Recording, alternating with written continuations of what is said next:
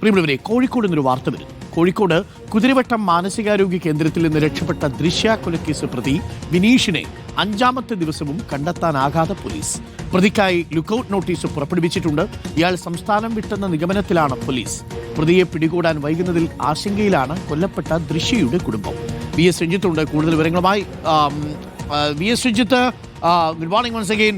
ഈ വിനീഷിന്റെ കാര്യത്തിൽ അല്പം ആശങ്കയുണ്ട് ദൃശ്യയുടെ കുടുംബത്തിന്, പ്രത്യേകിച്ച് അയാൾക്ക് ഒരേ സമയം മാനസികാസ്വാസ്ഥ്യമുണ്ട്, കൊലപാതക കേസിലെ പ്രതിയാണ്, വയലന്റ് ആവാൻ സാധ്യതയുണ്ട്.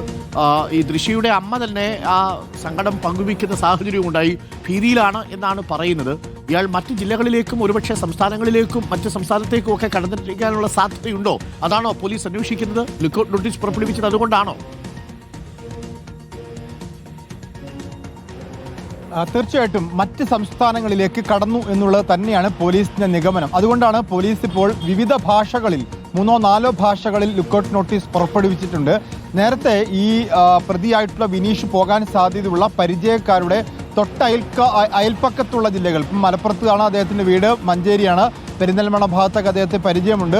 അങ്ങനെ പോകാൻ സാധ്യതയുള്ള ഭാഗങ്ങളിലേക്ക് കേന്ദ്രീകരിച്ചുകൊണ്ടുള്ള അയൽ പ്രദേശങ്ങളിലായിരുന്നു അന്വേഷണമെങ്കിൽ ഇപ്പോൾ പോലീസ് കരുതുന്നത് ഈ വിനീഷ് അയൽ സംസ്ഥാനങ്ങളിലേക്ക്, തമിഴ്നാട്ടിലേക്കോ കർണാടകയിലേക്കോ ആന്ധ്രയിലേക്കോ ഒക്കെ കടന്നു കളയാനുള്ള ഒരു സാധ്യത ഉണ്ട് എന്നുള്ളതാണ്. അതിൻ്റെ അടിസ്ഥാനത്തിലാണ് പരിശോധന നടത്തിക്കൊണ്ടിരിക്കുന്നത്. 5 ദിവസം മുമ്പ് ഒരു തിങ്കളാഴ്ച രാത്രി ആണ് ഇദ്ദേഹത്തെ, ഈ പ്രതിയെ കാണാതാവുന്നത്. രാത്രി 11 മണിയോടുകൂടിയാണ് വിനീഷ് സെല്ലിനകത്തില്ല, ഫോറൻസിക് സെല്ലിനകത്തില്ല എന്ന് വാർഡന്മാർ മനസ്സിലാക്കുന്നത്.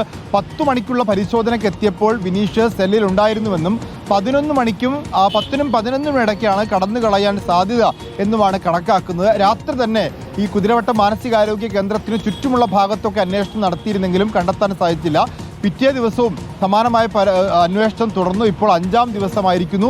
ഈ വിനീഷിനെ കണ്ടെത്താൻ സാധിച്ചിട്ടില്ല. ഡോക്ടർ അരുൺ സൂചിപ്പിച്ച പോലെ തന്നെ ഒരു കൊലക്കേസിലെ പ്രതിയാണ്, വളരെ ക്രൂരമായ സ്വഭാവമുള്ളതാണ് എന്ന് വിനീഷിൻ്റെ അമ്മ തന്നെ, ഈ ദൃശ്യയുടെ അമ്മ, കൊല്ലപ്പെട്ട ദൃശ്യയുടെ അമ്മ തന്നെ പറയുന്നു. ഒപ്പം ഈ പ്രതിക്ക് മാനസിക അസ്വാസ്ഥ്യവുമുണ്ട്. നേരത്തെയും സമാനമായി കണ്ണൂർ സെൻട്രൽ ജയിലിൽ മാനസിക അസ്വാസ്ഥ്യം പ്രകടിപ്പിച്ചതിനെ തുടർന്ന് കുതിരവട്ടത്ത് കൊണ്ടുവരികയും കുതിരവട്ടത്ത് നിന്ന് സെല്ല് ചാടി പോവുകയൊക്കെ ചെയ്തിരുന്നു. വീണ്ടും ഇപ്പോൾ സെല്ലിൽ എത്തിച്ചതിനെ തുടർന്ന് വീണ്ടും സെല്ല് ചാടിയിരിക്കുന്നു. അപ്പോൾ ഇങ്ങനെ ഒരു വല്ലാത്ത മാനസികാവസ്ഥ പ്രകടമാക്കുന്ന ഒരു ക്രിമിനൽ കേസിലെ പ്രതി എന്ന അർത്ഥത്തിൽ സമൂഹത്തിൽ ഇങ്ങനെ ചുറ്റിക്കറങ്ങി നടക്കുമ്പോൾ അത് വലിയ ആശങ്കയാണ് ഉണ്ടാക്കുന്നത്.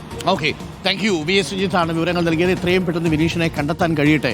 ദൃശ്യയുടെ കുടുംബം മാത്രമല്ല, സമൂഹത്തിന് മൊത്തത്തിൽ അല്പം ആശങ്കയുണ്ടാക്കുന്നതാണ് വിനീഷ് രക്ഷപ്പെട്ടത്.